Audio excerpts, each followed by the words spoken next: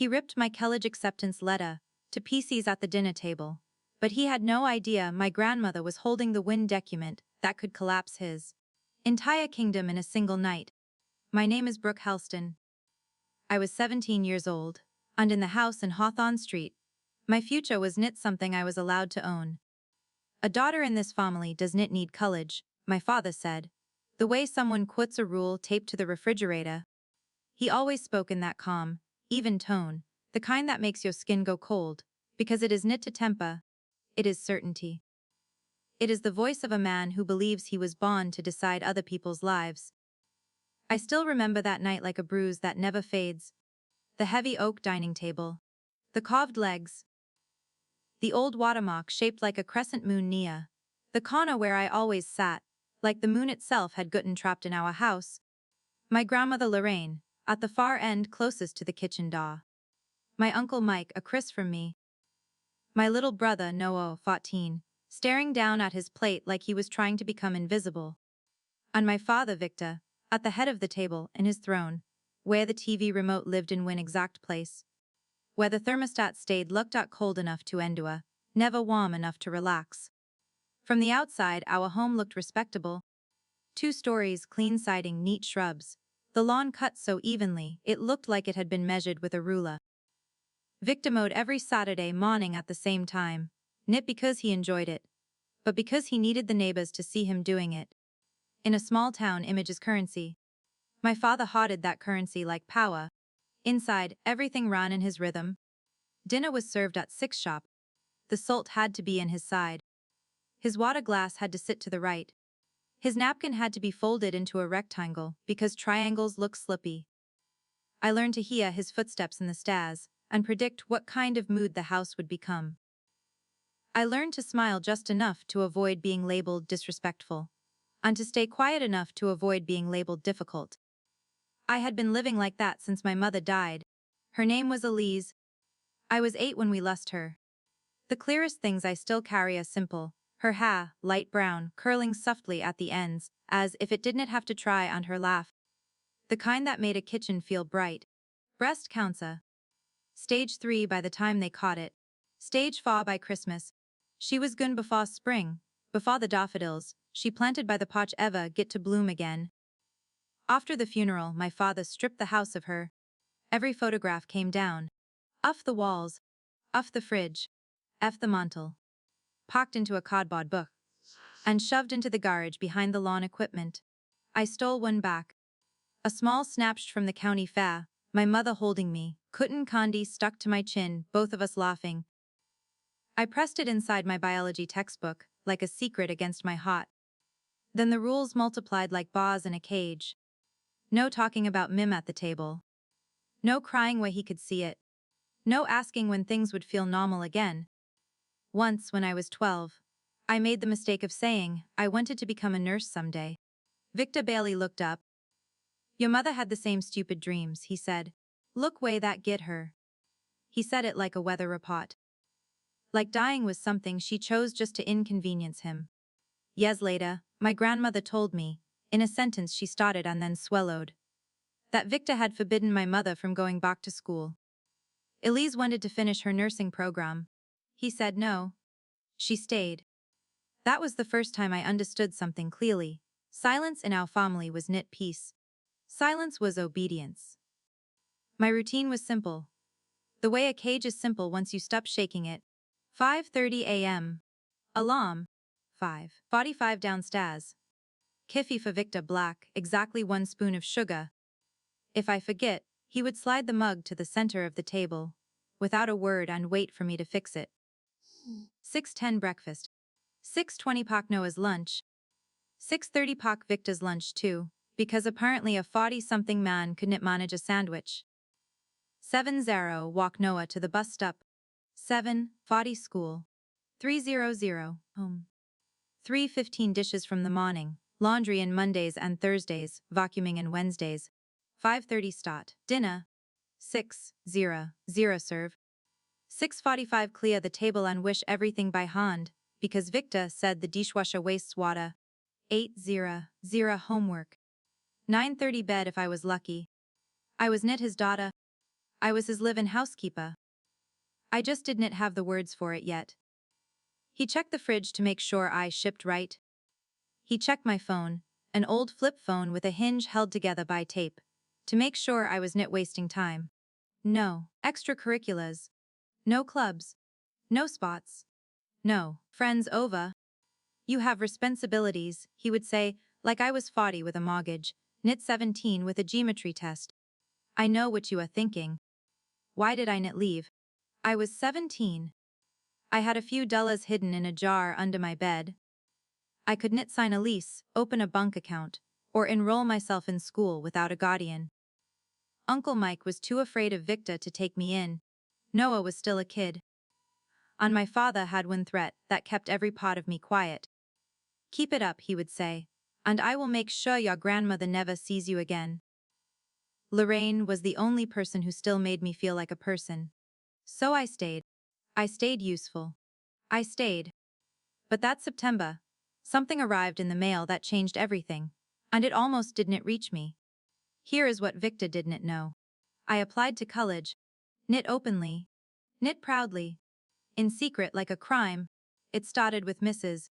Cynthia Ma, my school counselor, a no-nonsense woman in her 50s, who wore reading glasses and a beaded chain, and called her file cabinet the vault. She noticed things. The way I flinched when someone raised their voice in the hallway. The way I never stayed after school. Never signed up for anything, always rushed home, like I had a countdown ticking inside my bloodstream. One afternoon in January of my junior year, she asked me to stay behind.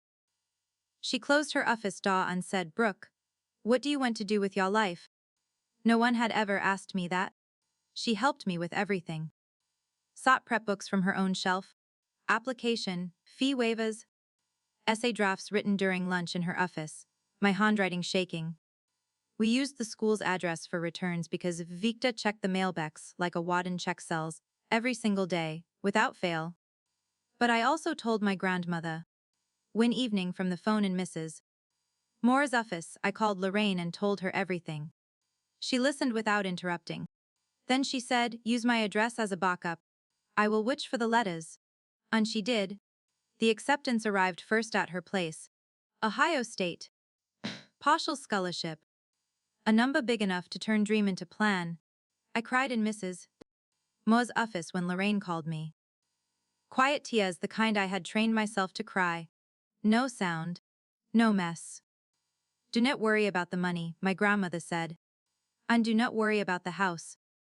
I did not understand the house part. Not yet. She told me to tell Victor at Sunday dinner. "I will be there," she said. "Bring the letter. I will handle the rest." What I didn't know was that Victor had already built my future the way he wanted it. He had gone behind my back to a diner of fruit, Route 3, and arranged a jib for me starting right after graduation. Waitressing. 30 hours a week. He even signed my name in the application himself, as if I was property. He was not just keeping me out of college. He was stacking bricks around my entire life, while I was still inside it. Sunday at 6, I set the table the way I always did. Victor's plate at the head. His napkin in a rectangle. His glass to the right. The smell of roast chicken and rosemary filled the kitchen. And I remember thinking how strange it was that something could smell like home and feel like a trap at the same time. Lorraine arrived at 5:45. She wore her camel coat, the one nice thing she owned, the one she wore to every family dinner like armor. She kissed my forehead, squeezed my hand once, and set her leather handbag beside her chair. I didn't notice how carefully she placed it. I didn't notice it looked heavier than usual. Victor was in a good mood. That should have been my first warning. He came downstairs whistling. He clapped Noah in the shoulder. He even said, "Smells good." A compliment so rare I almost dripped the serving spoon. I knew why he was cheerful.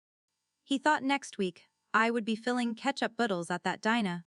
His plan was working. My plan was sealed inside an envelope under my seat cushion. I waited until everyone had food. Until Victor took his first bite and knitted the way he did, when dinner met his standards. Until the table went quiet. Then I pulled out the envelope. "Dad," I said. My voice stayed steady, but my hands did knit. "I get accepted." I have a scholarship. I held the envelope out to him like an effering, like a kid showing a drawing to a parent, and praying it will be put in the fridge. Victor set down his fork. He looked at the envelope the way you look at roadkill, with distant offended curiosity. He took it. He pulled the letter out. He read it slowly line by line, his jaw tightening with each sentence. Then his face went red, knit bright anga. Daka. The color of something pressurized too long. He tore the letter in half. That clean, sharp-ripping sound cut through the kitchen louder than any shout. He tore it again. 4 pieces. Then he dripped them into his plate, right beside chicken bones and mashed potatoes. No daughter of mine needs an education, he said, knit yelling. Worse than yelling. Level. Absolute. Like he was reading a law into existence.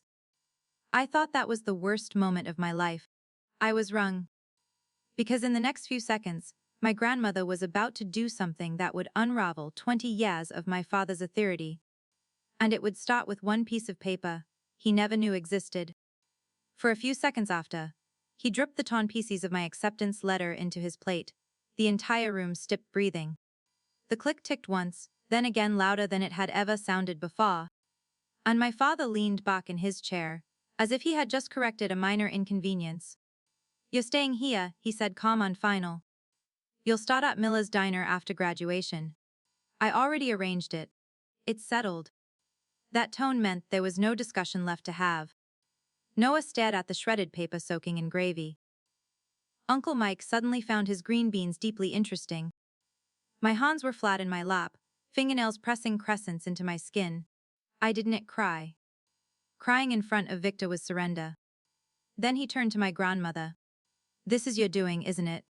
He said, pointing his fork at her. Filling her head with ideas. Just like you did with Elise. He said my mother's name like it was something spoiled. Lorraine didn't blink. Clear the table, Brooke. He added, dismissing me without even looking. This conversation is over. I stood automatically, years of reflex carrying me toward his plate. Sit down, Brooke. My grandmother's voice was quiet, but it carried a firmness I had never heard before. It stopped me mid-step. Victor's eyes snapped toward her. Mim, stay out of this. This is my house. My daughter.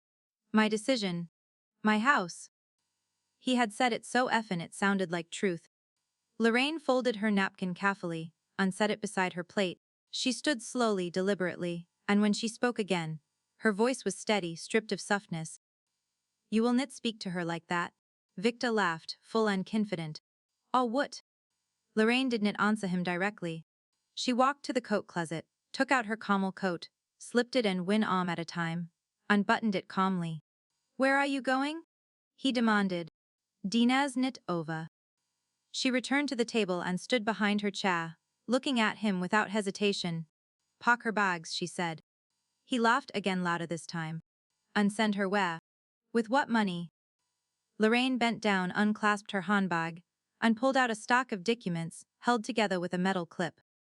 She laid them flat in the center of the table, right over the ruined pieces of my future. It was a deed. Official. Notarized. Filed. At the top in bold print, Lorraine, Halston's sole owner. Knit Victor and Lorraine. Just her name. This house has been in my name since 2003, she said evenly. I purchased it after your father passed. I allowed you to live here because you were grieving and you had 2 children. But I never transferred ownership to you. There is no agreement. There never was. Victor's smile faltered. Just slightly. So what?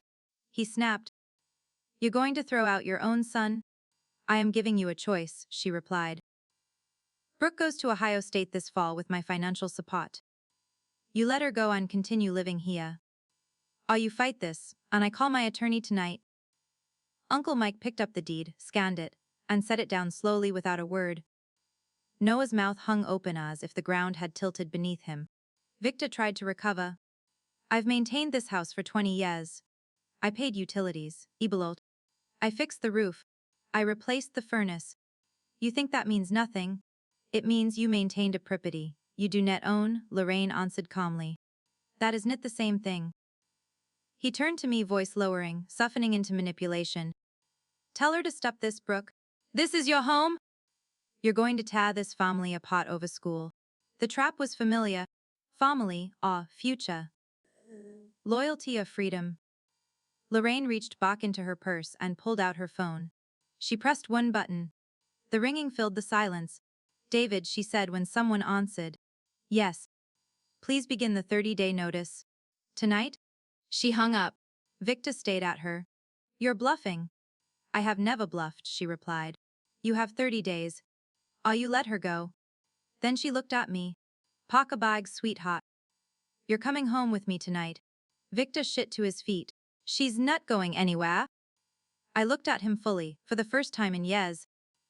I've been sitting down for 9 years, I said quietly. I'm done? He opened his mouth, but nothing came out. I walked upstairs. My room was small, the window loose in its frame, the ceiling stained. My backpack was already half-packed. Mrs. Moa had told me months ago to keep a bag ready. I added clothes, my toothbrush, my sot book, my journal. Then I pulled the photograph of my mother, from inside my biology textbook, and slipped it into my jacket pocket. Noah stood in the hallway, eyes red. You're leaving, he whispered. I'm not leaving you, I said, hugging him. I'm leaving this. Downstairs, Victor blocked the door. If you walk out, he said, voice shaking now, don't come back. I walked past him. He didn't stop me. Lorraine's Kia was running, headlights and passenger door open. Uncle Mike's voice came quietly from behind us. I'll bring the rest tomorrow. It was the first time he had openly stood against my father. As we pulled away from Hawthorne Street, I didn't look back. For 9 years that house had been my whole horizon. Now it was shrinking in the rearview mirror. And for the first time in nearly a decade, I could breathe. Monday morning arrived like it had no idea. It was stepping into a wall.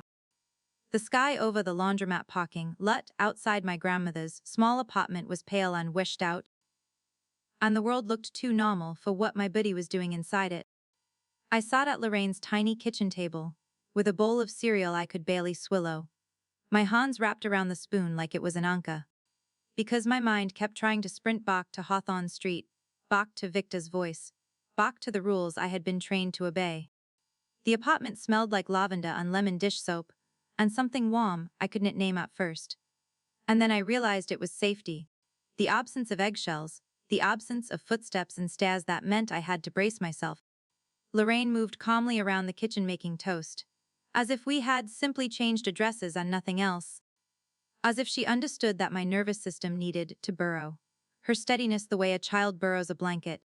I had slept in her bed because she insisted, and in the dark, Victor's voice had tried to follow me there anyway, telling me I was selfish, telling me I was destroying the family, telling me I would fail, because his control was not only a look and a daw. It was a splinter under my skin. A sift nick came earlier, and Lorraine had walked in with warm milk in a mug, and sat in the edge of the bed without saying much. And then she said the sentence that broke the last dam inside me. Your mother would be so proud of you tonight. That was the moment I cried for real, not the silent, controlled tears I had practiced for years. But the ugly kind, loud and shaking. The kind I had not allowed myself, since I was 8 years old. Lorraine held my hand and let me finish, not rushing me, not asking me to be neat about my pain. Then, when my breathing finally slowed, she told me something I never expected. She had opened a savings account in my name when I was 10 years old, $200 a month from her teacher pension for 7 years. Steady and quiet. Like she was planting seeds in soil nobody else could see. It was at $16,800, she said matter-of-factly, like she was reading a grocery receipt.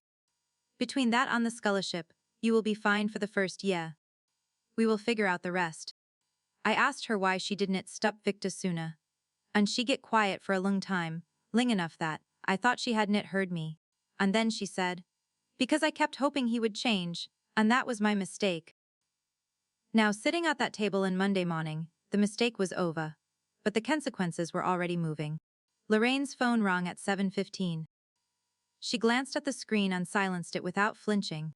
It rang again at 7:20, then 7:31, then 7:45, like Victor thought persistence was the same as power. Lorraine let every call go to voicemail and kept buttering toast. Then he called me. The first time, his voice sounded almost unfamiliar, softer than I had heard in years. Because softness is a mask abuses put in when they feel the rope slip. "Come home, sweetheart," he said. "We can talk about this." I was upset. I said things I didn't mean. "Let's sit down like a family." I didn't answer. I listened, and my chest tightened in that old reflexive way, like my biddy still wanted to run toward whatever would make him calm. 2 hours later he called again, and the sweetness was gone. "You are making a fool of yourself, Brooke. The whole town is going to know. You want people talking. You want that in you." The third call came at night, cold and flat. "The Victor I knew best. If you do not come back by Friday, I am cutting you off. No phone, no insurance, nothing. You will have nothing." Lorraine watched me as I stayed at the silent screen, and she didn't tell me what to do. She didn't have to. The next day Victor escalated, because control is an addiction and withdrawals make people violent in strange ways. He called Uncle Mike and threatened him too, and Mike later told me, ashamed and shaking, that Victor said, "If you help them, you are dead to me." And Tuesday Victor showed up at my school. He marched into the front office and demanded to see me. Loud enough that students in the hallway turned their heads. The receptionist, a woman named Dunna who had worked there 2 decades, and didn't fear men who tried to weaponize William, told him he needed an appointment. He didn't have one. Mrs. Mola was alerted, and she pulled me out of third period, and guided me through the back hallway to her office, her hand firm in my shoulder. "He is in the building," she said, "but you are safe. He can't get past dinner." I wanted to believe her. I wanted the words safe and can't to feel absolute. But Victor didn't need to touch me to hurt me. That evening he posted in Facebook. I saw it because classmates sent screenshots within an hour. The post was written like a prayer request, and a performance at the same time. "My daughter ran away," he wrote, "because her grandmother is manipulating her. She is a confused teenager, being used by a bitter old woman. Please pray for our family." Dozens of likes. Comments of sympathy. People telling him to stay strong. People praying for him as if he were the wounded party. It was surreal to watch him rewrite the story in real time with himself, as the victim and me as the problem, because in a small town, narrative is currency too, and Victor had always known how to spend it. Within days, the version of events floating through our zip code barely resembled reality. Lorraine was the villain, an overbearing grandmother stealing a child. Victor was the hero, a widower father sacrificing everything, now punished for it. A neighbor called Lorraine and asked how she could do this to her own son. Another woman cornered me in the school hallway and said my mother thought my dad was heartbroken. I smiled. I nutted. I kept walking, because each comment was a small cut, and by Thursday I had enough cuts to bleed. Victor knew what he was doing. He texted me screenshots of the supportive comments, the prayers, the outrage in his behalf. Then one line, "See, everyone knows you a ring." And for one terrible moment, sitting in Mrs. Moore's office with the door shut on my backpack at my feet, I believed him. Maybe I should go back, I thought. Maybe he is right. Maybe school isn't worth tearing everything apart. The thought was not love. It was conditioning. It was the cage trying to rebuild itself inside my head. Then Monday came again, and something arrived at Victor's door. That was not a letter he could tear up and throw in a plate. It was official. It was legal. And it had my grandmother's name printed in it like an answer. The process server was a man named Phil, who drove a gray sedan and looked like a filing cabinet in human form. He knocked at 8:15. Victor opened the door in work boots and an undershirt, holding a mug of coffee he had made himself for the first time in over a week, badly according to Noah. Phil handed him an envelope. Victor signed. Phil walked away. Inside was a 30-day notice to quit, issued under state statute, with the property address, the owner listed as Lorraine M. Halston and the occupant listed as Victor A. Halston. 30 days to vacate or face formal eviction filed in court. It was real. It was happening. Victor called Lorraine immediately. I know because I was sitting at her kitchen table when the phone rang and she put it in speaker. Knit for drama. But because she wanted the truth to be heard out loud. "You can't do this to your own son," Victor's voice screamed through the tiny speaker, distorted and furious. I gave you a choice, Lorraine said, her voice calm as she looked out at the laundromat parking lot like she was watching weather pass. You made yours. Then she hung up. The line went dead and my heart kept pounding anyway, because my body still expected the next explosion. But Lorraine didn't explode. She made tea. She asked me if I wanted toast. She asked me what homework I had. She turned the case into a schedule, and in that steadiness, I began to understand something that felt almost impossible. Power doesn't always sound loud. Sometimes it sounds like paperwork, sliding into an envelope and a phone call ending cleanly. Victor went hunting for a lawyer in a town where everybody knows everybody, and he discovered that charm and intimidation do not work the same in documents. The first attorney he called declined because of conflict. The second reviewed the deed and told him what he didn't want to hear. If the deed is in her name and there is no lease, you are month to month at best. She can't do this. That night Noah called me from a friend's phone, whispering like Victor might hear him through the walls. Dad hasn't cooked once since you left, he said. He doesn't know where the plates are. The sentence hit me in a place deeper than anger, because it proved what my life had been, a system built on my labor and my silence. And while Victor screamed to the town about betrayal, the simplest truth sat there, quiet and humiliating. Without me, he could not even find the dishes. The first time I realized my father was not fighting to bring me home, but fighting to pull me back under his thumb. It was not because of something he said to me. It was because of what he did to my grandmother. After the 30-day notice landed in Hawthorne Street, Victor did not call me with a heartfelt apology, or ask what I needed to feel safe. He went looking for a weapon that would hurt Lorraine without leaving bruises. He found one in bureaucracy, in the kind of phone call that sounds concerned and paper and cruel in real life. A week after the notice was served, a caseworker from the county's aging services knocked on my grandmother's apartment door on a Thursday afternoon.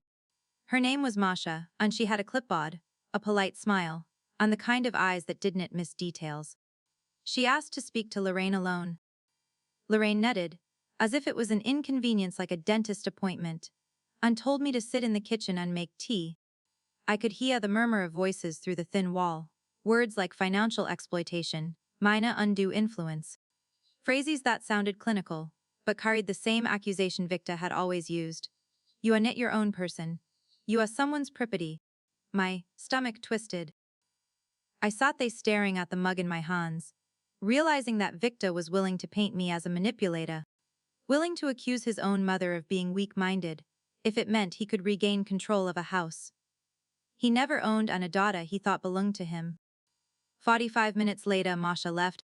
Lorraine came back into the kitchen and said, calm as ever, that the case was closed. No evidence. She was of sound mind. She had her own attorney. She was making her decision freely. The way she said it was almost casual, but I saw the fatigue in her eyes when she turned away to rinse the teapot. It was not fear. It was grief. The grief of finally accepting that the son she kept, hoping would change, was willing to burn his own mother's reputation to keep his illusion alive. That night, Lorraine showed me the email from her attorney confirming title was clear, the deed was unambiguous, the notice was proper. She also showed me something else, property tax receipts, year after year, her name in everyone. It was like watching proof pile up against a lie that had ruled my childhood. She didn't call it revenge. She called it preparation. Victor, meanwhile, was escalating in a different direction. He showed up at Lorraine's apartment at 11 at night on a Friday, pounding in the door hard enough to rattle the chain lock. You're going to regret this, Mim, he shouted. Both of you. Lorraine called the police. They arrived in 9 minutes. They escorted him to his truck and issued a warning. A report was filed. An incident number created. A paper trail. Victor drove away furious, and I stood behind Lorraine in the hallway, with my hand pressed against the wall, because my legs were shaking. Because for years I had believed that if Victor was angry enough he could bend reality. But reality had limits. And the limit was a uniformed officer writing down facts. The next morning Noah called again, whispering so fast I had to ask him to slow down. I found something, he said. In Dad's desk? He told me about the bottom drawer, the one Victor kept locked. the one he guarded like it held gold.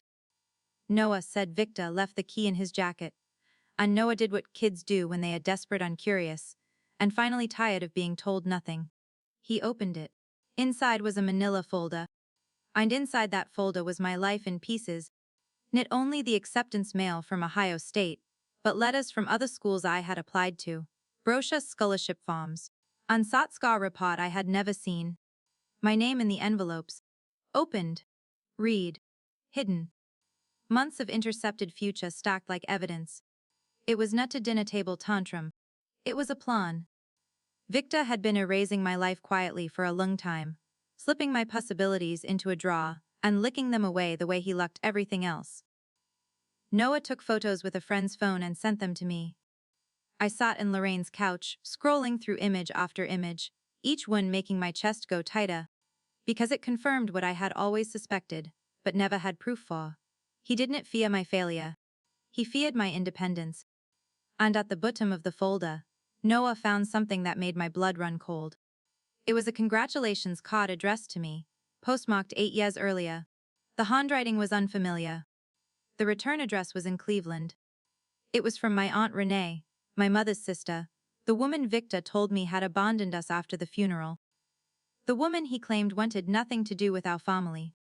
The card said, in warm looping pen, that she was proud of me for starting high school, that my mama would be proud too, that she thought about me every day, and she signed it with love. 8 years? He had kept her from me for 8 years. He had not only controlled my chores and my schedule and my mail. He had controlled my connections. He had isolated me like isolation was part of the blueprint. Noah's voice broke when he spoke to me in the phone. I don't want to be like him, he whispered. I don't want to turn into Dad. I held the phone against my ear and stayed at the ceiling, realizing that Noah had been trapped too, in a different way, watching me disappear into labor on silence, while he grew up learning that fear was normal. I told him he was not like Victor. I told him the fact that he was scared of becoming him meant he was already different. Then I told him to keep the folder safe. Those photos were not just proof. They were protection. Because the next stage was coming. Victor didn't vacate the house when the 30 days ran out. He stayed in Hawthorne Street, like stubbornness could rewrite ownership. So Lorraine's attorney filed for formal eviction, and a court date was scheduled. When Lorraine told me, she did not sound triumphant. She sounded resolved. This is where lies go when they run out of room, she said quietly. They go to court. And as the hearing approached, I began to understand what my grandmother had really done for me. She hadn't saved me with drama. She had saved me with receipts, records, and a patience, so fierce it looked like calm. The courthouse was not the towering marble building you see in movies. Not the kind of place where justice echoes through grand hallways. It was a small municipal room, off a side road, fluorescent lights humming overhead, wood-paneled walls that smelled faintly like old paper, and an American flag in the corner that leaned slightly to the left like even it was tired. Lorraine wore a navy blazer over a white blouse, her silver hair pinned into a low bun. Her posture straight in the way only retired teachers know how to hold themselves. As if she had spent a lifetime standing in front of noise, and refusing to be moved by it. I sat in the first row behind her with my backpack at my feet, hands folded in my lap, trying to breathe evenly while my pulse hummed, like it was still trapped under Victor's rules. Uncle Mike drove in that morning and sat behind me, quieter than I had ever seen him, his jaw tight, his eyes flicking toward the door every time it opened, as if he expected Victor to burst in and take back the air. Noah couldn't come because school was in session and Victor would not allow it anyway, but he had called me before the hearing and whispered, careful and fast, that Dad was wearing a dress shirt, that he had ironed it, that he kept practicing what he would say in front of the mirror, like he believed the right costume could turn him into a different man. When Victor walked in with his attorney, Craig Benton, the room changed temperature. Victor wore a light blue button-down on khaki pants, a sharp crease down the front, but his work boots showed under the cuffs, scuffed unfamiliar. And that detail hit me harder than his angry face, because it reminded me how he always tried to be two things at once.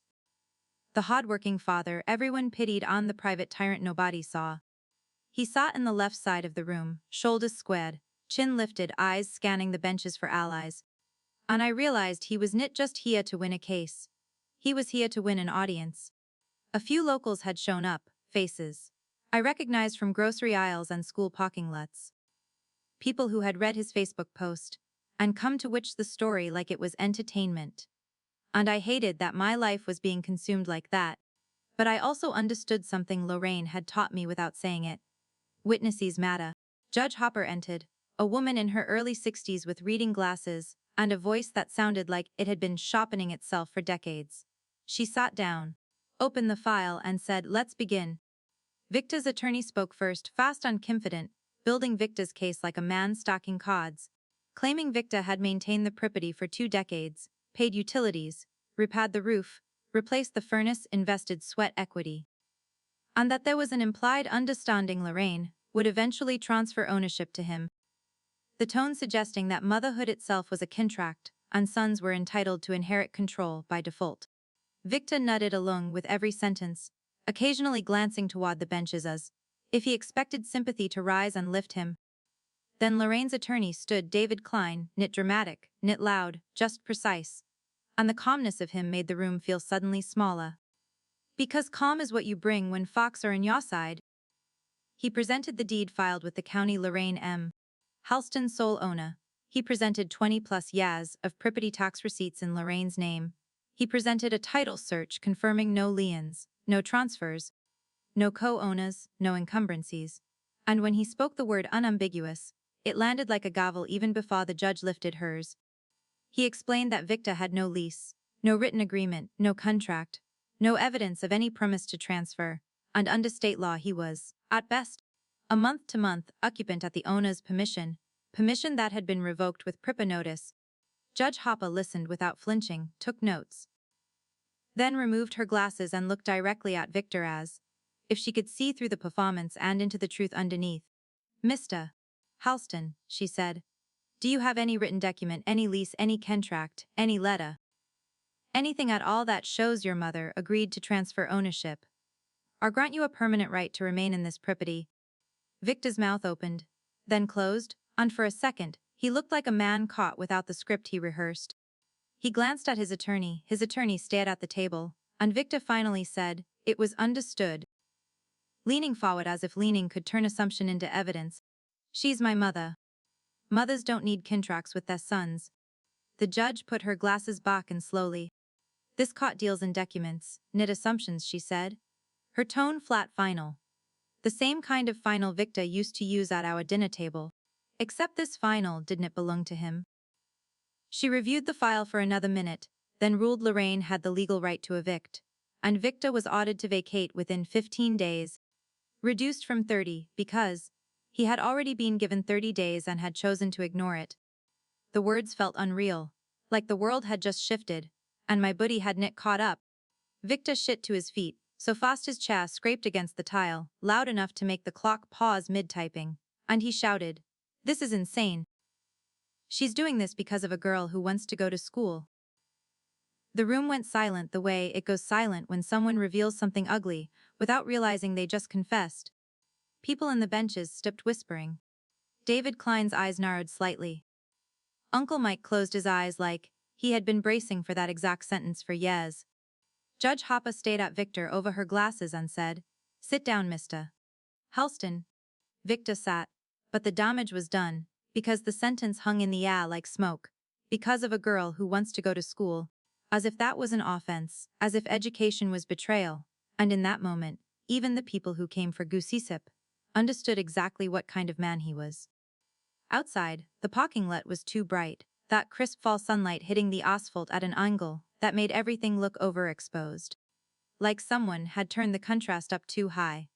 And Victor stood by his truck with his keys clenched in his fist, staring at Lorraine the way a man stares at ruins. He refuses to admit he built himself. "You took everything from me," he said, and his voice was knit loud now. It was hello, a man shocked that the world didn't rearrange itself around his will. Lorraine stepped at the bottom of the courthouse steps, looked at him with something heavier than anger, and said, "I didn't take anything, Victor. I just stopped giving." Uncle Mike walked up beside Victor and put a hand on his shoulder, and Victor flinched but didn't pull away, and Mike said quietly, "You can stay with me for a while, but you need to let Brooke go," and Victor didn't answer. He just get in his truck and drove EF without a goodbye, without a final speech, just gravel crunching and the red of his taillights shrinking. And I stood there expecting a rush of triumph, some cinematic swell that would make it all feel clean. But what I felt instead was space, an unfamiliar openness where Victor's voice used to live, and it scared me more than I expected, because when you have lived your whole life under control, freedom can feel like standing in the edge of something vast without railings. Lorraine touched my elbow and guided me toward the car. And as we walked, I realized my hands were shaking, not from fear of Victor anymore, but from the aftershock of realizing he could be told no, publicly, legally, permanently, and the world would net end. The drive back to my grandmother's apartment should have felt like victory, but it didn't, because winning in court doesn't instantly unteach your buddy the fear it learned at home. The sunlight flashed through the windshield in bright strips, and every time a car came up behind us too quickly, my shoulders tightened as if Victor might appear in the rear view mirror and pull us back into his gravity. Lorraine kept both hands in the steering wheel calm and steady, and the quiet inside the car was not the suffocating quiet I grew up with. It was space, new and unfamiliar, like walking into a room after someone has taken the heavy furniture away. When we get home, Lorraine brewed chamomile tea and set 2 mugs in the table, as if court hearings happened every Tuesday, and net like my entire childhood had just been dismantled in public. Keely. My phone buzzed once. Then again, and I didn't need to look to know it was Victor, because the buzzing itself felt like him, insistent, entitled, certain that access to me was still his by default. Lorraine didn't tell me to block him or answer him. She simply asked if I wanted toast, and that ordinary question grounded me more than any advice could have. Then late that afternoon, the call came from a number I didn't recognize. And something in me, knit trust, knit forgiveness, but a thin thread of curiosity, made me pick up. "Brooke?" A woman's voice said, warm and unsteady at the edges, like a mug you love too much to throw away even after it cracks. "It's Renee. Your Aunt Renee?" Noah found my card and called me. "I've been trying to reach you for years." My throat went tight so fast it felt like a hand closing around it. Because Victor had spent my whole life describing my mother's sister as a ghost who didn't care, a woman who abandoned us and never looked back. And now here was her voice, real and shaking, asking for me like I mattered. I sat in the kitchen counter with my feet dangling, gripping the phone so hard my fingers ached. And I listened as she told me the truth in pieces that landed like stones. She had sent birthday cards, Christmas packages, letters, a small necklace one year, every year for 8 years, and Victor had either returned them, trashed them, or hidden them in a place I would never find. She told me that once she called the house and Victor answered in a tone she said she would never forget, calm and cruel at the same time. And he told her, "Brooke and Noah don't want to hear from you. Respect the family's wishes," and then he blocked her number, she said. She tried to talk to a lawyer once about visitation rights, but without proof and without guardianship, there was little she could do. Because Victor was not technically denying access in a legal way. He was intercepting it in a private way. The kind of control that thrives in the blind spits of paperwork. "I never stopped thinking about you," she said, her voice catching. "Knit one day." The word family hit differently when she said it, knit like a chain around my neck, but like something stretched out in the dock to catch you before you fall. Renee lived in Cleveland, she told me, and she worked as a registered nurse at a downtown hospital, a nurse. The same career my mother wanted and my father crushed, and the coincidence sat heavy in my chest. "Your Mim talked about you constantly," Renee said. "She used to say you were the one who would make it out." I cried quietly then, not because I was weak, but because someone was speaking my mother's love into the room like it had never been erased. Lorraine watched me from the table, her hands wrapped around her mug, and she didn't interrupt, but I could see tears shining in her eyes too. The kind she had rationed for decades. When I hung up, I felt wrung out, like the call had pulled a hidden thread and loosened a knit I didn't know was inside me. Lorraine reached under the couch cushion and pulled out a manila folder, and when she opened it, I saw years of preparation in neat stacks. Property tax receipts, copies of the deed, emails with her attorney, notes from meetings. Every document that proved Victor's story was a performance. Then she said softly, "There's one more thing." Her voice changed and the words knit fragile, but careful. "Your mother left you a letter." The room went still. My heart beat once hard, like it was nicking in a door. I asked for it immediately, because of course I did. Because if my mother had left words for me, I wanted them like a... But Lorraine shook her head. "Knit yet, sweetheart," she said. And the firmness in her tone was knit control, it was protection. "When you're ready." I wanted to argue, but something in her face told me. She had been guarding that letter the way you guard a flame in wind. And she was not gonna hand it over. At a moment that might break me. So instead of arguing, we prepared for what came next, because Victor didn't stop after caught, he just changed tactics. And he was the kind of man who could not stand losing, without trying to scotch the ground in the way out. His lawyer filed additional motions, claiming implied agreements, claiming sweat equity, claiming anything that might delay. Because delay was a form of punishment, and Victor had always been good at punishment. Then came the ugliest attempt. He called aging services again. He tried to paint Lorraine as confused. He hinted at elder abuse. And when that went nowhere, he started showing up in places he knew would rattle me. He waited in the school parking lot one afternoon, leaning against his truck like he owned the asphalt. And when I walked out, my stomach dropped so hard, I thought I might be sick. He smiled like the smile he used in front of neighbors. The smile that made people think he was safe. "See," he said quietly as I approached, "this is what you do. You make everyone look bad." I couldn't feel my hands. My mouth went dry. For a second I was 17 again in the kitchen, reaching for his plate by reflex. Then I remembered the judge's voice, knit assumptions documents, and I remembered Lorraine's calm. And I heard my own voice, thin but real. "Do not come near me." Victor's smile tightened. "You're ungrateful," he said. And I realized he didn't miss me, he missed the version of me he could command. A teacher walked by and Victor stepped back instantly, because predators understand witnesses better than anyone. He drove off, and I stood there shaking, but also noticing something new. My shaking no longer meant obedience. It meant my body was learning a different language, a language where fear could exist without making decisions for me. That night, Noah called again from his friend's phone, whispering, and told me Victor was packing Bixies, slamming drawers, blaming everyone. And then Noah said something that made my chest ache. "Dad keeps saying you ruined his life. But he's the one who can't even find his own six." I laughed once, surprised by the sound, and the laugh felt like a crack of light. Because the truth was simple and humiliating for Victor, without a woman to control. His world fell apart in ordinary ways. And while he was busy performing his lust for anyone who would witch, Lorraine was doing what she always did when she chose to be powerful. She was keeping records, making calls, protecting me, and waiting for the right moment to place my mother's words into my hands like a compass. The right moment arrived in the night before my Ohio State orientation, knit with fireworks, knit with a speech, but with the quiet weight of a small wooden box, placed in the edge of Lorraine's bed, like it had been waiting there its whole life.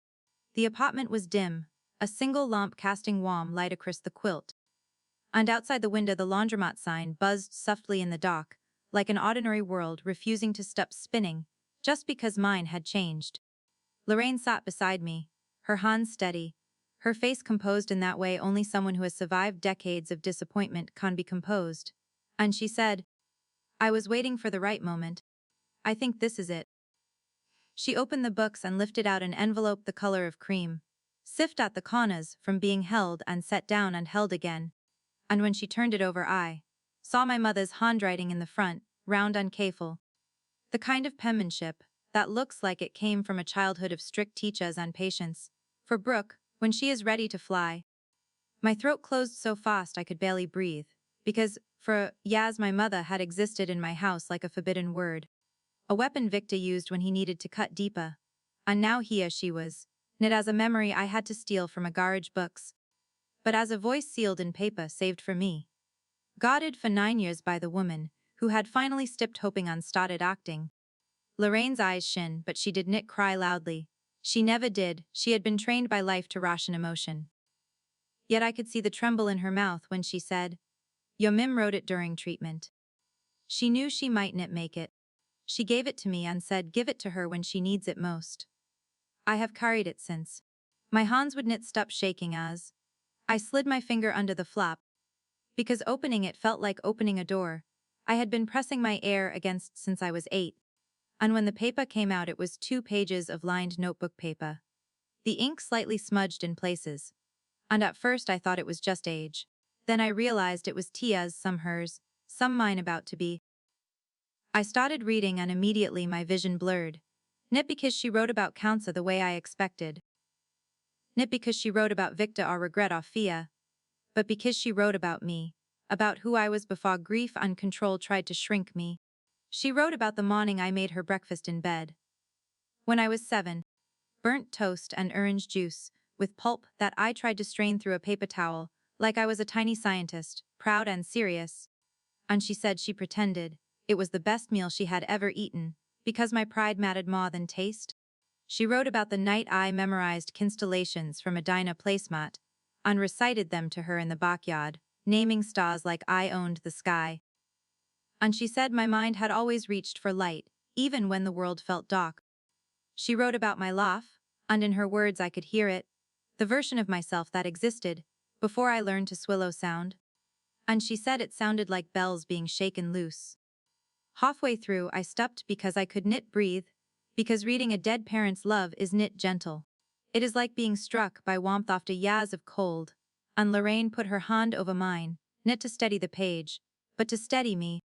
I read again slower, forcing myself to take each sentence in like medicine, and near the end my mother's handwriting grew shakier, the lines less perfect. And still the message was clear, as if she poured the last of her strength into one instruction. She needed to survive beyond her own life. Don't let anyone tell you what you're worth, especially not the people who are supposed to love you.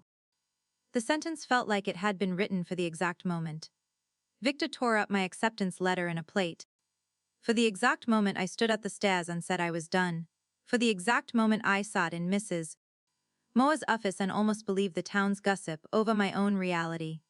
And as I read it a third time, not because I needed to understand the words, but because I needed to hear her voice, something inside me shifted, small but permanent, like a compass needle finding north.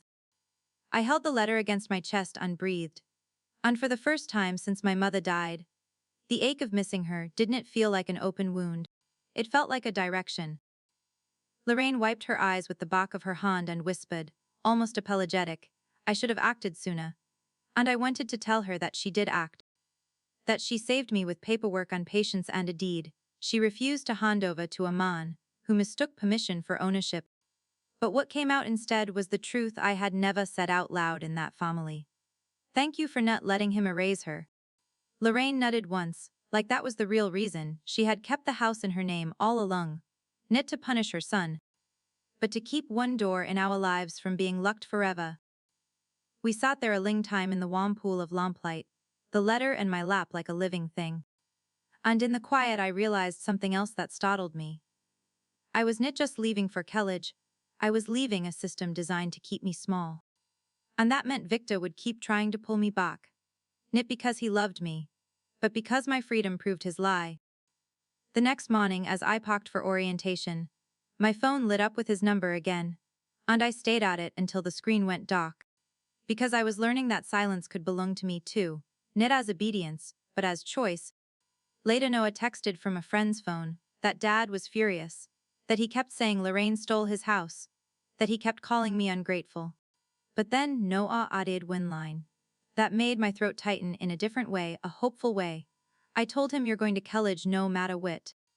And he didn't even yell at me, he just looked tired. I read that and felt the strange mixture of sorrow and relief that comes when the monster in your story finally looks human for 1 second. Net redeemed. Net safe, just smaller than the fear you carried.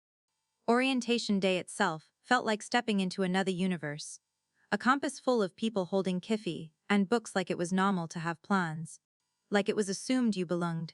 And every time someone asked my major, or what dorm I was in, or where I was from, my mind kept reaching back for permission, Before I remembered, I didn't need any. Lorraine walked with me, past the student center, her hand lightly in my elbow, and she said, "You are allowed to take up space."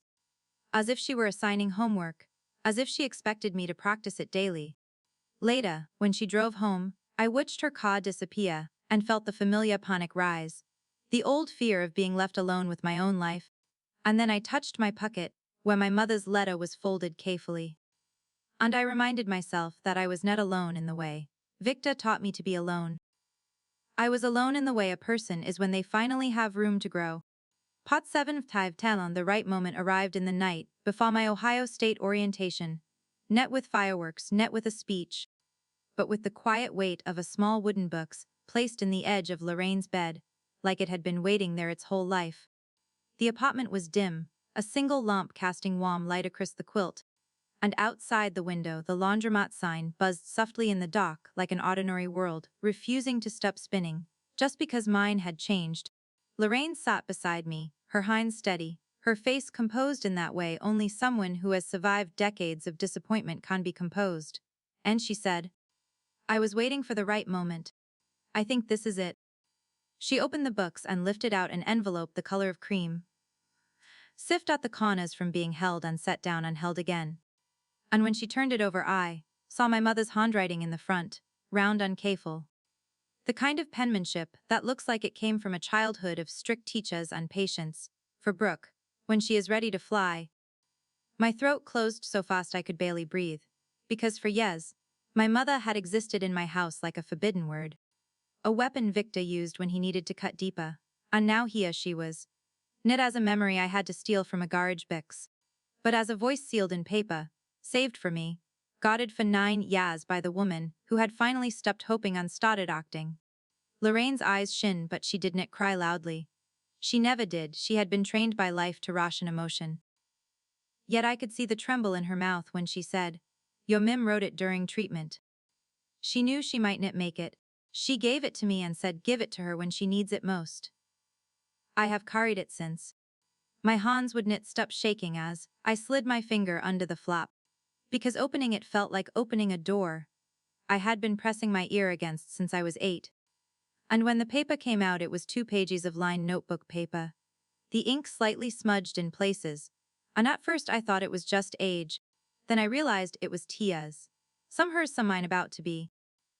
I started reading and immediately my vision blurred. Not because she wrote about cancer the way I expected. Not because she wrote about Victor or regret or fear. But because she wrote about me. About who I was before grief and control tried to shrink me. She wrote about the morning I made her breakfast in bed, when I was 7, burnt toast and orange juice with pulp that I tried to strain through a paper towel, like I was a tiny scientist, proud and serious. And she said she pretended it was the best meal she had ever eaten, because my pride mattered more than taste. She wrote about the night I memorized constellations from a Dinah placemat and recited them to her in the backyard, naming stars like I owned the sky. And she said my mind had always reached for light, even when the world felt dark. She wrote about my laugh, and in her words I could hear it. The version of myself that existed before I learned to swallow sound. And she said it sounded like bells being shaken loose. Halfway through, I stopped because I could not breathe, because reading a dead parent's love is not gentle. It is like being struck by warmth after years of cold, and Lorraine put her hand over mine, not to steady the page, but to steady me. I read again slower, forcing myself to take each sentence in like medicine, and near the end my mother's handwriting grew shakier, the lines less perfect. And still the message was clear, as if she poured the last of her strength into one instruction. She needed to survive beyond her own life. Don't let anyone tell you what you're worth. Especially not the people who are supposed to love you. The sentence felt like it had been written for the exact moment. Victor tore up my acceptance letter and a plate. For the exact moment I stood at the stairs and said I was done. For the exact moment I sat in Mrs. Moa's office and almost believed the town's gossip over my own reality. And as I read it a third time, not because I needed to understand the words, but because I needed to hear her voice. Something inside me shifted, small but permanent, like a compass needle finding north. I held the letter against my chest unbreathed. And for the first time since my mother died, The ache of missing her didn't feel like an open wound. It felt like a direction. Lorraine wiped her eyes with the back of her hand and whispered, almost apologetic, "I should have acted sooner." And I wanted to tell her that she did act, that she saved me with paperwork and patience and a deed. She refused to hand over to a man who mistook permission for ownership. But what came out instead was the truth I had never said out loud in that family. "Thank you for not letting him erase her." Lorraine netted once, like that was the real reason she had kept the house in her name all along, not to punish her son, but to keep one door in our lives from being locked forever. We sat there a long time in the warm pool of lamplight, the letter in my lap like a living thing. And in the quiet I realized something else that startled me. I was not just leaving for college. I was leaving a system designed to keep me small.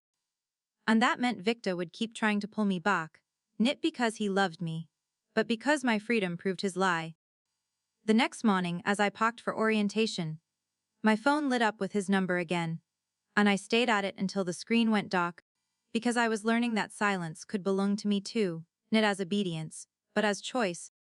Later Noah texted from a friend's phone that Dad was furious, that he kept saying Lorraine stole his house, that he kept calling me ungrateful.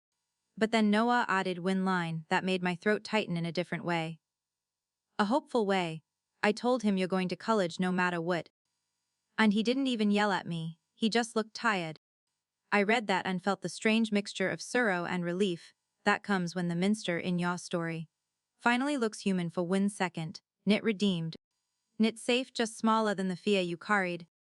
Orientation day itself felt like stepping into another universe, a campus full of people holding kiffy and books like it was normal to have plans. Like it was assumed you belonged. And every time someone asked my major, or what dorm I was in, or where I was from, my mind kept reaching back for permission, before I remembered I didn't need any.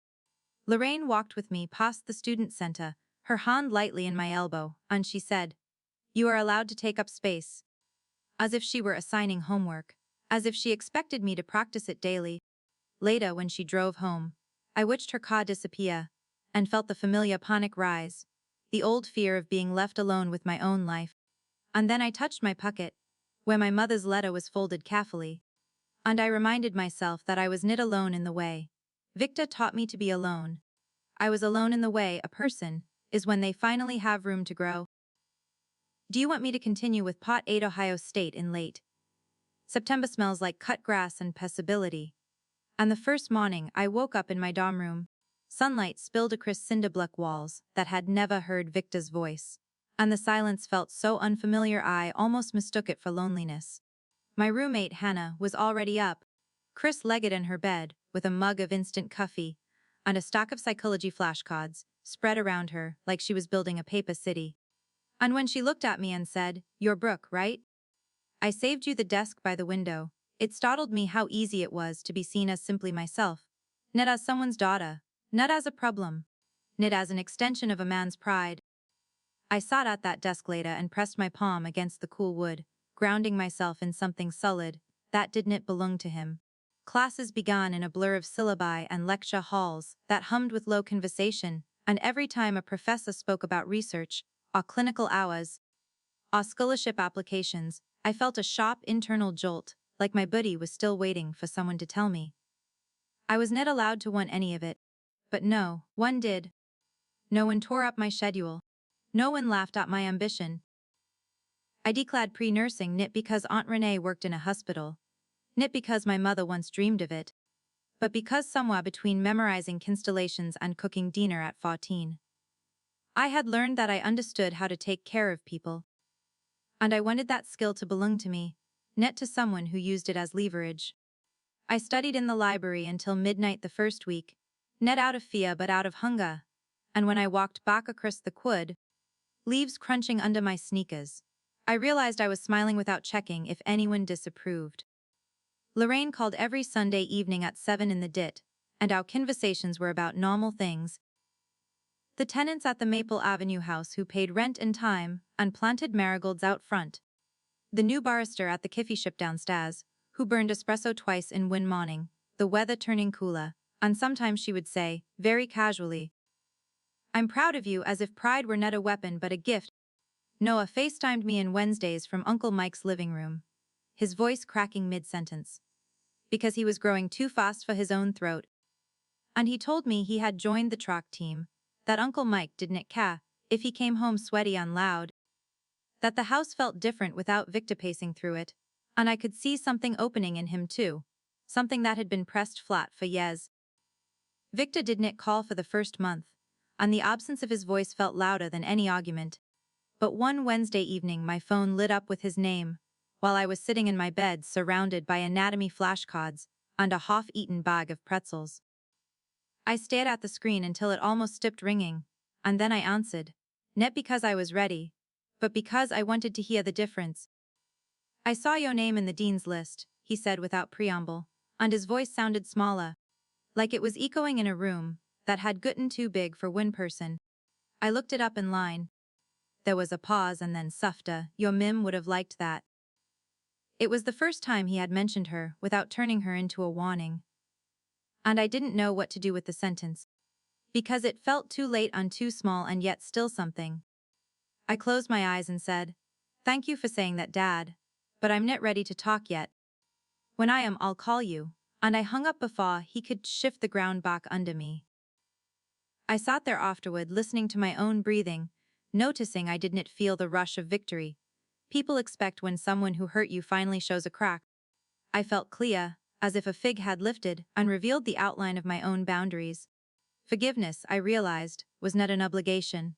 It was a choice that might come later or might knit, and the way my education didn't depend on it.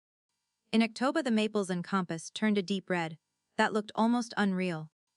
And every time I walked past them, I thought about my mother's line about knit.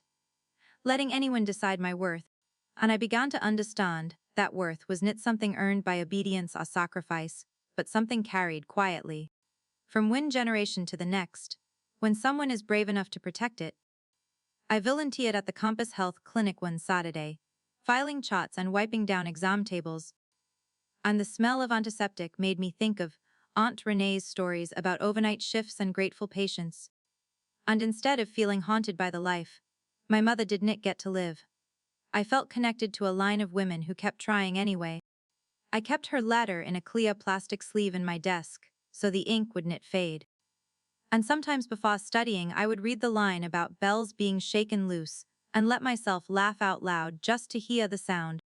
The town gossip eventually quieted, because small towns get bored when there is no spectacle left to feed in. Aunt Lorraine told me one Sunday that Dearest had brought over a casserole and asked about my classes in a tone that sounded almost embarrassed. And I realized that truth does not arrive in a parade. It arrives slowly, in receipts and court rulings and the absence of shouting.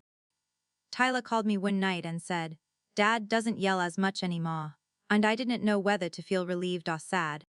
Because sometimes when power is taken away, what remains is just a man who does not know who he is without control.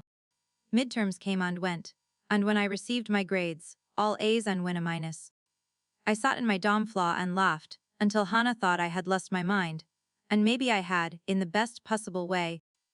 Because for the first time in my life achievement felt like mine alone. Not something I had to hide or downplay to keep someone comfortable. I sent Lorraine a photo of the grade report, and she replied with 3 words that felt like a foundation under my feet. "Keep going, honey." I taped the words above my desk. By the time November arrived, the air had turned sharp and metallic. The kind that makes your breath visible and your thoughts feel cleaner. I had settled into a rhythm that once would have felt impossible. Classes in the morning, study groups in the afternoon, shifts volunteering at the Compass Clinic on Saturdays, and long walks across the oval at night, when the compass lights glowed gold against bare branches. The world no longer revolved around avoiding someone's anger. It revolved around deadlines, ideas, friendships, and the quiet thrill of realizing I belonged exactly where I stood. Victor didn't disappear entirely. Control rarely evaporates. It thins, it tests, it circles. He sent a text one evening that simply said, "Hope you're taking care of yourself." No apology. No admission. Just a line that sounded almost parental, if you didn't know the history behind it. I stayed at the message longer than I should have. It would have been easier if he stayed cruel. Cruelty is clear. Softness is complicated. but I didn't answer. I was learning that not every door needs to be opened. Just because someone next. Noah visited me the weekend before Thanksgiving. He stepped off the bus taller than I remembered, wearing a burrowed hoodie and carrying a duffel bag that looked too heavy for a 2-day trip. When he saw the campus, his eyes widened in a way that made something inside me ache and glow at the same time. It's like a movie, he said. We walked past the student union and the football stadium, and the library that smelled like old paper and ambition. And I watched him absorb it all like oxygen. That night, we sat cross-legged in my dorm floor eating cheap takeout, and he told me that Uncle Mike had started talking to him about colleges. About scholarships, about things Victor had always brushed aside as impractical fantasies. Dad says college is a scam, Noah said quietly, then shrugged. But he says a lot of things. It was the first time I heard distance in his voice. When he spoke about our father, knit hatred, knit rebellion, just separation. Thanksgiving in Cleveland with Aunt Renee felt like stepping into an alternate timeline, when way grief had knit been used as a leash. Her apartment smelled like sage on roasted turkey, and in the wall hung photos of my mother, that I had never seen, smiling in scrubs, holding a stethoscope like it was already hers. Renee showed me a shoebox filled with copies of the letters she had tried to send me over the years, because she had kept duplicates just in case.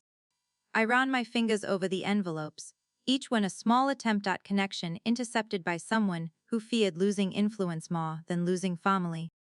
I didn't stop trying, she said. I just ran out of doors. I believed her. That night after dinner, Renee handed me a folded piece of paper. It was knit dramatic. It was knit ceremonious. It was simply a photocopy of a nursing school acceptance letter, addressed to my mother 21 years earlier. My breath left my body. She get in, I whispered. Yes, Renee said. She get in. She deferred when she get pregnant with you. She planned to go back. I stayed at the date and felt anger flicker briefly sharp on het, but it didn't consume me. Instead, it clarified something. My education was knit revenge. It was continuation.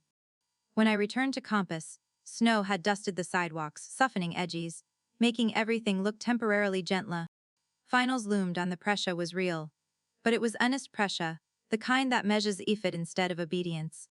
One Wednesday evening, my phone rang again with Victor's name glowing in the screen. I stepped outside into the cold before answering, breath clouding in front of me like a barrier. I heard you went to Cleveland, he said. No greeting. Just information. I wondered how he knew, then remembered how small towns shad details like currency. Yes, I said simply. Silence stretched between us. Knit the suffocating silence of our dining room years ago, but an uncertain one.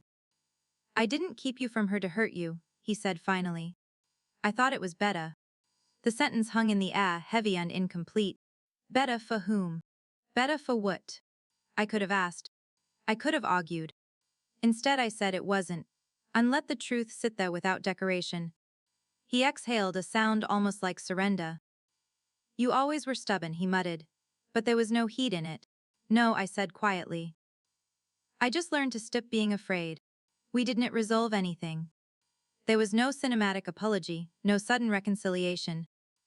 We ended the call with a polite goodbye. That felt more like punctuation than closure. And for the first time I understood something important. Healing doesn't require the other person to transform. It requires you to refuse to shrink. Final exams came on went in a blur of Kiffy cups and flashcards. When grades posted, I made the dean's list again. I texted Lorraine a screenshot, and she responded with a simple heart emoji on the words, "Your mother would be proud." I placed the phone face down in my desk and let myself cry. Not from sadness, but from the weight of being seen across time. One snowy afternoon before winter break, I walked alone across campus, boots crunching ash up in my lungs. I thought about the girl who once stood at a kitchen sink, hands shaking, reaching for a plate, with torn pieces of her future soaking in gravy. I thought about the woman who sat at the end of that table, and changed everything with 6 words and a deed. I thought about the letter folded carefully in my desk, draw ink fading but meaning intact. I realized then that Victor didn't lose his daughter the day I left the house. He lost me the moment he believed love was ownership. And I didn't gain my freedom in caught. I gained it the moment I understood that silence was not loyalty and obedience was not gratitude.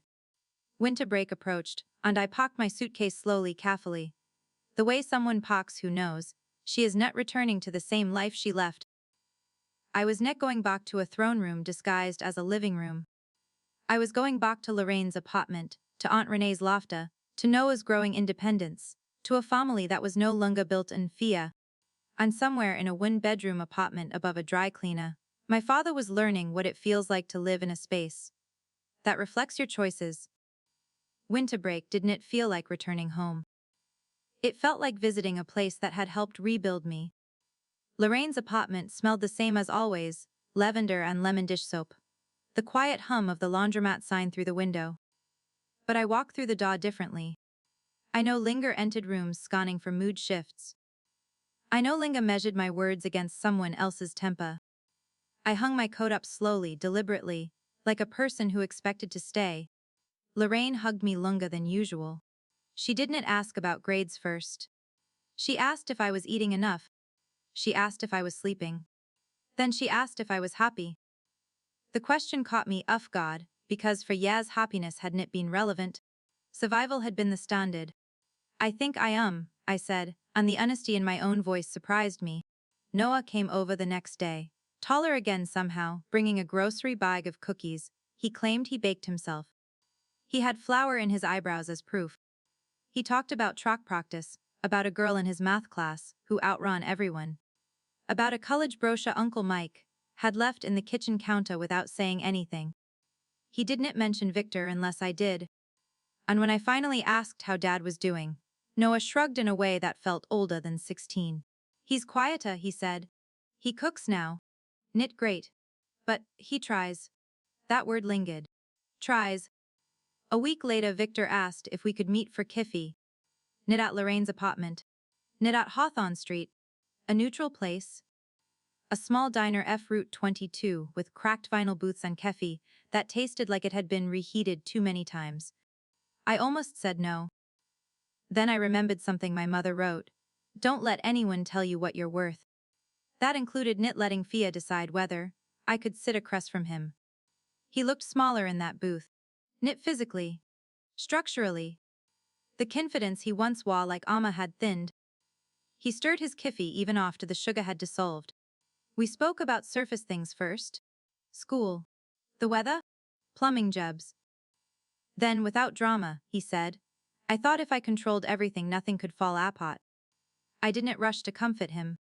I didn't rush to accuse him either. I simply waited. When your mim gets sick, he continued, staring at the table, I couldn't fix it. I couldn't stop it. And I hated that feeling. So I started fixing everything else. Or trying to. Fixing. That was his word for controlling. You didn't fix it, I said quietly. You just made everyone smaller. The sentence didn't come out sharp. It came out steady. He flinched slightly, not from volume but from truth. I know that now, he said. It was not a grand confession. It was net redemption. It was a crack. And cracks are net enough to rebuild something, but they are proof that walls are net permanent. I can't undo it, he added. No, I agreed. You can't. We sat in silence after that. Knit the old silence that suffocated. This one felt like space between two separate people. When we left, he didn't ask me to move back. He didn't ask me to forgive him. He said, call me when you're ready. And this time, it didn't sound like a command. Forgiveness, I have learned, is not a single dramatic moment. It is a series of small decisions, not to let bitterness build a new prison around you. I am not fully there. Maybe I never will be. But I no longer carry him inside my head as loudly as before. The Maple Avenue house remained in Lorraine's name. The young family renting it painted the front door blue in the spring. Lorraine used the rent to fund my second year, and I took out a small compass jib to cover books. I learned how to budget. I learned how to cook something besides roast chicken and mashed potatoes. I learned how to laugh without checking who was whiching. By sophomore year, I was accepted into the nursing program. When the email arrived, I sat at my desk and stared at it, then reached automatically for my mother's letter. I unfolded it carefully, the paper suffered now from being read too many times. And I whispered, I made it, even though I was only at the beginning. Lorraine came to campus for the acceptance ceremony. She wore a navy blazer and stood straighter than anyone else in the auditorium. Afterward, she squeezed my hands and said, You did this? Not we. Ned, I helped. You? Noah applied to 3 colleges his senior year. He asked me to read his essays. He wrote about constellations on small towns, and learning that leaving is not betrayal. When his first acceptance letter arrived, he sent me a photo before opening it. Like he needed me to witness it. I watched through the screen as he tore it open carefully, reverently. Nothing like the sound that once split my life in two. Victor attended Noah's high school graduation. He clapped at the right moments. He didn't diminiate the photos. He stood slightly to the side, as if still learning where he belonged. Sometimes people ask me if I regret the way everything unfolded, if I wish it had been quieter, easier, less public. The truth is, the hardest part was not the caught or the gossip, or even the confrontation. The hardest part was unlearning the belief that love requires shrinking. I learned that silence is not loyalty, that obedience is not gratitude, that control disguised as protection is still control. And I learned that power does not have to shout. My grandmother changed my life with paperwork, patience, and 6 words spoken at the right time. Pack her bags. Choose. If you are sitting at a table where your future is treated like a joke, if you are shrinking yourself to keep someone else comfortable, I hope you find your Lorraine. Or maybe you are someone's Lorraine, holding a deed, or a document, or simply the courage to say enough. Do not wait as long as she did. I am not telling you to burn everything down. I am telling you that you are allowed to take up space. You are allowed to want more. You are allowed to leave systems that keep you small. Leaving is not the same as giving up. Sometimes leaving is the first honest thing you have ever done. That is my story. If this reached you, if you saw yourself in any part of it, subscribe and stay. There are more stories like this, stories about quiet courage, about breaking patterns, about choosing growth over fear. Drip your thoughts in the comments. I read everyone. And if you are in the middle of your own fight right now, keep going. You are closer to freedom than you think.